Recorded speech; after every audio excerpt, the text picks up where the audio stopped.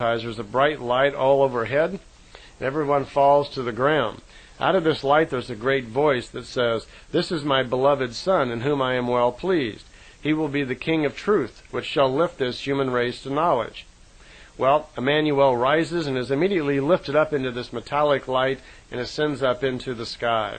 Emmanuel was not seen then for 40 days or 40 nights.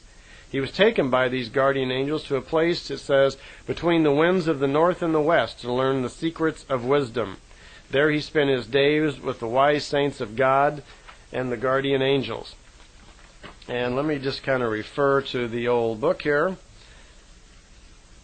so I can get that part right.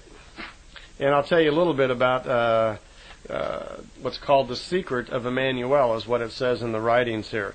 He goes to this place, which it sounds like would probably be over in the area where Florida was, where the great gods and the celestial angels actually lived. And there he learned the wisdom of God. He was met and introduced and educated by the guardian angels and the celestial sons. It says there he saw the forefathers, the saints of ancient times, who were the fathers of the human race, the celestial sons. And there he went north along the ends of the earth, where the metallic lights and fire vehicles fell out of the sky with singing, covered with smoke and fire, and soared into the sky. He saw great marvels at the end of the earth. There a large door of heaven opened up, and he saw the three races of mankind. As big as the area of the sea near the river Jordan did the heavenly doors radiate, it says. Radiating inside was the entire land of Israel, alive and true. Behind the door was no hidden secret, for the Sohar entered the smallest spaces, it says, of the cottages and revealed the last to be known. Then it mentions behind the second gateway to the sky there were grand mountains whose tops reached into the sky and disappeared into the clouds. The third heavenly port revealed a land of huge dimensions, mountains with rivers, lakes, and oceans, because there lived another human race. As I've said before, the God of that time ruled over the three human races that had been developed, which remember earlier were primarily the Hebrew race, the Indians around the Black Sea, and then the developing brown skin race, the Indians of the American continent.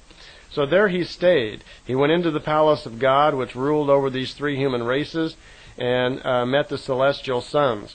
God himself, he says, was immortal and ancient, the size of a giant, like the celestial sons. In the palace of God there appeared to Emmanuel two very tall men, the likes like he had never seen before. He said their faces radiated like the sun, their eyes seemed like burning torches. Fire came from their mouths. Their clothing resembled a layer of foam, it says, and their arms were like golden wings. So surely this is where the concept and idea of the angels came about. It says in here that they lived in their own world because this world had killed them. These two men from the seven sisters, the Pleiades, were sacred teachers, together with two smaller men who said that they were men from Bawi, B-A-A-W-I. And you'll remember from Billy's contact notes that the Bawi on some occasions were aiding the Pleiadians even here on earth. So this is where Emmanuel got his education.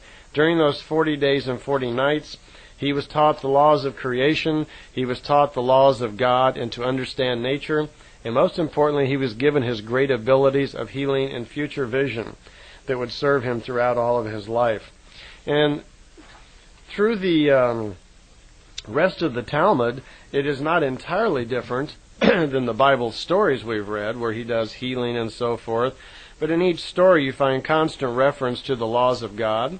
Nowhere in here does Emmanuel ever talk about being the Son of God. He always attributes his father as being Gabriel of the celestial sons. And at no point in here does he call himself Jesus Christ. It's never mentioned in the book. And at no point in here does he ever revere himself as a redeemer, a savior of any type. But the book, it refers to his lessons, how he tried to teach people through parable, how to learn, how to think, how to develop truth for themselves. He spoke to them continually about the will of the Spirit, how to develop strong will through the laws of creation and the knowledge of Spirit. The stories of healing lepers and so forth are in here. In the house of Peter, where he brings a woman back to life and so forth.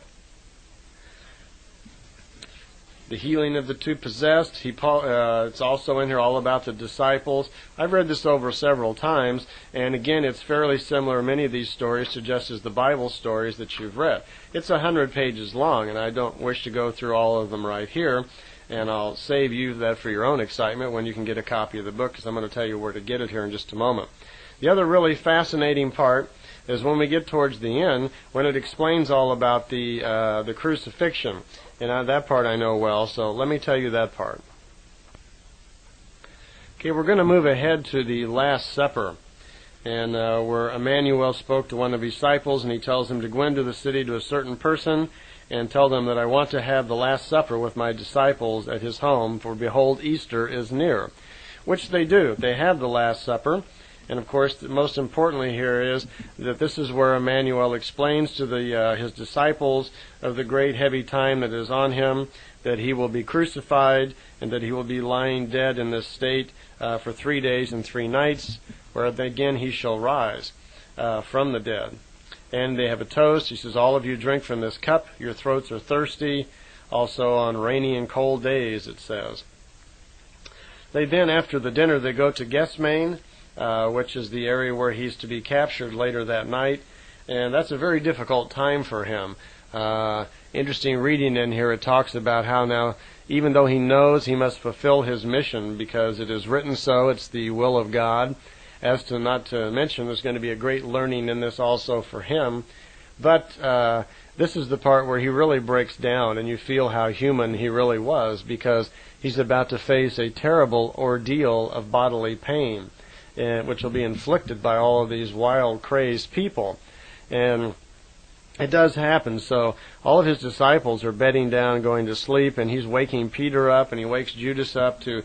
He doesn't want to be alone because he knows of the terror that's about to happen to him, and he's trying to keep his strength together to face up to what's about to happen. Well, it does happen. Judah Iscariot comes, and he has a group of men with him who come to take Emmanuel away, which they do. And they take Emmanuel back into town, and he's presented before the high priest, who, of course, used the stolen scriptures of Judas Iscariot to maintain that he's blasphemous and that he's gone against the will of their God, and so he must be killed. So after the high council, and the high priest, of course, that was kind of a rigged deal. They immediately are wanting to sentence him to death, but they can't just do that on their own, so they have to take him before Pontius Pilate, who is the governor. And like we've read in the Bible and our stories and so forth, Pontius Pilate really found no guilt in the man, and actually begs Emmanuel to step forward and defend himself, which he does not do. So Pontius Pilate would actually kind of like to see him go free. And as is the custom on Easter, he always brings out 2 or 3 of the prisoners to the open crowd and lets the crowd decide what the fate would be. Well, on this particular day, it says in here that the crowd was a little rigged, that the members of the high priest and so forth had plants in the audience, and many people have been paid gold and so forth to yell for the life of Emmanuel. And they did. They yelled, "Let him be crucified, let him be crucified." And no matter what Pontius Pilate could say to them, they insisted upon it. Well, Pontius Pilate washed his hands in front of all of them. He did not want to be responsible, he said, for this innocent man. Well, the crucifixion went just as we really had heard. He had been drug out to the crucifixion. Billy told me one of the things that's not commonly known, though, is that most of the bones in his body were already broken. He'd been beaten so much on the back that his ribs cage and so forth was busted up very poorly. So he must have been in tremendous pain at that time. So he's put on the cross, and of course he's taunted and yelled at and so forth. If you're such a great king of wisdom, whatever, why can't you get yourself off the cross? There's a tremendous storm which lasts for about 3 hours while he's still on the cross. And after that time, it looks like he's just